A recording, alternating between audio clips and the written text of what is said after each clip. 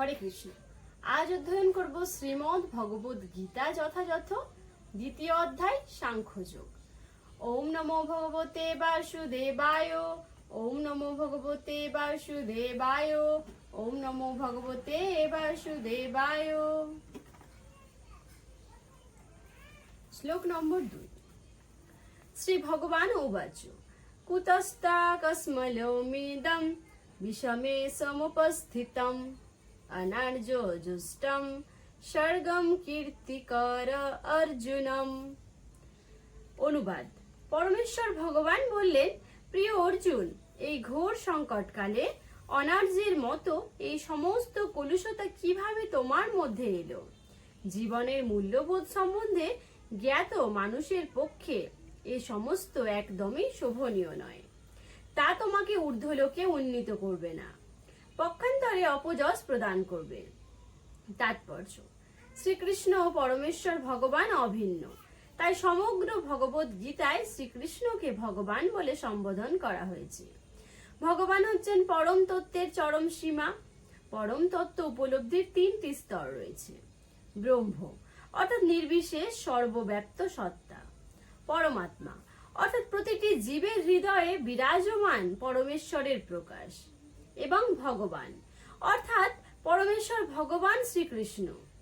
পরম তত্ত্বের এই বিষয়টি শ্রীমদ্ ভাগবতে এইভাবে ব্যাখ্যা করা হয়েছে: বদন্তি তত্তত্ত্ববিদস্তত্ত্বং যজ্ঞানমদ্ময়ম ব্রহ্মেতি পরমাত্মেতি ভগবানিতি শব্দতে।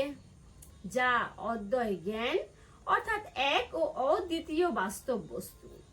জ্ঞানীরা তাকেই পরমার্থ বলেন। সেই পরম তত্ত্ব ব্রহ্ম, পরমাত্মা ও ভগবান এই ত্রিবিধ সংজ্ঞায় অভিব্যক্ত হয়। এই 3টি চিন্ময় প্রকাশ সূর্যের দৃষ্টান্তের মাধ্যমে বিশ্লেষণ করা যায়। সূর্যেরও 3টি বিভিন্ন প্রকাশ রয়েছে, যেমন সূর্যরশ্মি, সূর্যগোলক ও সূর্যলোক। সূর্যরশ্মি সম্বন্ধে জানা হলো প্রাথমিক স্তর, সূর্যগোলক সম্বন্ধে জানা আরো উচ্চ স্তরের, এবং সূর্যলোকে প্রবেশ করে সূর্য সম্বন্ধে জ্ঞান লাভ করা হলো সর্বোচ্চ। প্রাথমিক স্তরের শিক্ষার্থীরা সূর্য কিরণ সম্বন্ধে জেনে সন্তুষ্ট থাকেন। তার সর্বব্যাপকতা এবং তার নির্বিশেষ রশ্মি ছটা সম্বন্ধে যে জ্ঞান, তাকে পরম তত্ত্বের ব্রহ্মোপলব্ধির সঙ্গে তুলনা করা যেতে পারে। আর উন্নত স্তরের শিক্ষার্থীরা সূর্য গোলকের সম্বন্ধে অবগত হতে পারেন, যে জ্ঞানকে পরম তত্ত্বের পরমাত্মা উপলব্ধির সঙ্গে তুলনা করা যেতে পারে। আর যে সমস্ত শিক্ষার্থীরা সূর্যলোকের অন্তঃস্থলে প্রবিষ্ট হয়েছেন, তাদের জ্ঞান পরম তত্ত্বের সর্বোত্তম সবিশেষ রূপ সম্বন্ধে অবগত হওয়ার সঙ্গে তুলনা করা যেতে পারে। তাই ভক্তবৃন্দ বা যে সমস্ত পরমার্থবাদী পরম তত্ত্বের ভগবত স্বরূপ উপলব্ধি করতে পেরেছেন, তারাই সর্বোচ্চ স্তরের অধিষ্ঠিত পরমার্থবাদী। যদিও সমস্ত পরমার্থবাদীরাই সেই একই পরম তত্ত্বের অনুসন্ধানে রত। সূর্যরশ্মি, সূর্যগোলক ও সূর্যলোক এই 3টি একে অপরের থেকে পৃথক হতে পারে না, কিন্তু তবুও 3টি বিভিন্ন স্তরের শিক্ষার্থীরা সমপর্যায়ভুক্ত নন।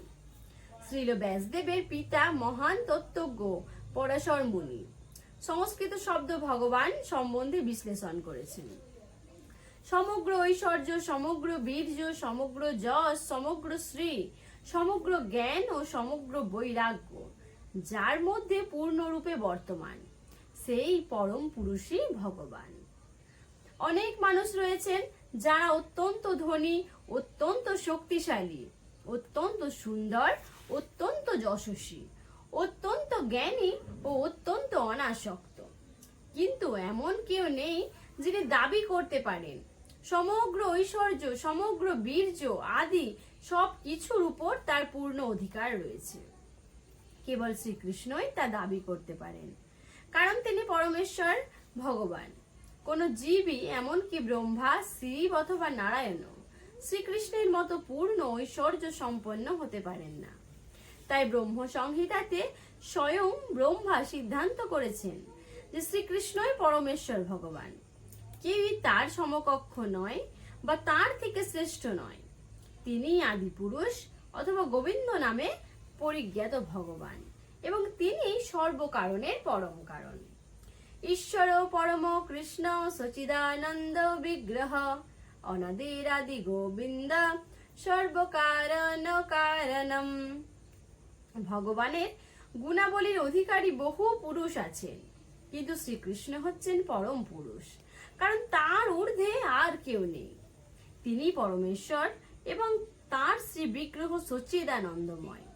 তিনি অনাদির আদি পুরুষ গোবিন্দ এবং তিনি সর্বকারণের কারণ।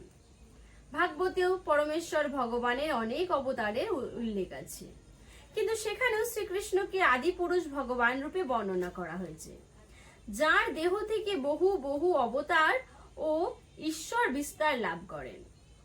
এতে চংস কলা পুংস কৃষ্ণস্তু ভগবান স্বয়ং ইন্দ্রাণি ব্যাকুলং লোকং মৃরয়ন্তি যুগে যুগে। পূর্বলিখিত এই সমস্ত অবতারেরা ভগবানের অংশ অথবা তার অংশ বা কলা, কিন্তু শ্রীকৃষ্ণ স্বয়ং ভগবান। তাই শ্রীকৃষ্ণই আদি পুরুষ, পরমেশ্বর ভগবান, পরম তত্ত্ব, যিনি পরমাত্মা ও নির্বিশেষ ব্রহ্মের উৎস। ভগবানের সম্মুখে আত্মীয় স্বজনের জন্য অর্জুনের এই শোক অত্যন্ত অশোভনীয়। তাই ভগবান তার বিস্ময় প্রকাশ করেছেন কুত শব্দটির মাধ্যমে, অর্থাৎ কোথা থেকে। এই ধরনের কলুষিত আচরণ একজন সুসভ্য আর্যের কাছ থেকে কখনোই আশা করা যায় না। আর্য শব্দটি তার জন্যই প্রযোজ্য, যিনি জীবনের মূল্য বোঝেন এবং যার সংস্কৃতি অধ্যাত্ম উপলব্ধির উপর প্রতিষ্ঠিত। যে সমস্ত মানুষ দেহাত্ম বুদ্ধির দ্বারা পরিচালিত হয়, তারা জানে না জীবনের প্রকৃত উদ্দেশ্য পরম তত্ত্ব বিষ্ণু বা ভগবানকে উপলব্ধি করা।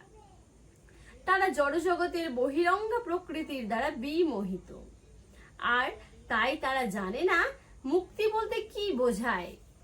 জগতের বন্ধন থেকে মুক্ত হবার জ্ঞান যাদের নেই, তাদের বলা হয় অনার্য। যদিও অর্জুন ছিলেন ক্ষত্রিয়, তবুও যুদ্ধ করতে অস্বীকার করে তিনি তার স্বধর্ম থেকে বিচ্যুত হচ্ছিলেন। এই ধরনের কাপুরুষতা অনার্যের জন্যই মানানসই।